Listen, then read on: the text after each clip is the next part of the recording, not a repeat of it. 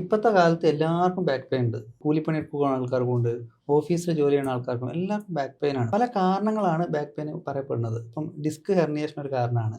ഈ നട്ടെല്ലിനിടയിൽ ഉണ്ടാകുന്ന ഗ്യാപ്പ് കുറഞ്ഞു പോകുന്ന ഒരു കാരണമുണ്ട്. അതുപോലെ നമ്മളെ ഇടുപ്പല്ലിൽ നീർക്കെട്ടുണ്ടായിട്ട് നമ്മൾ ഉളുക്കി പോകുന്ന ഒരു കണ്ടീഷൻ ഉണ്ട്.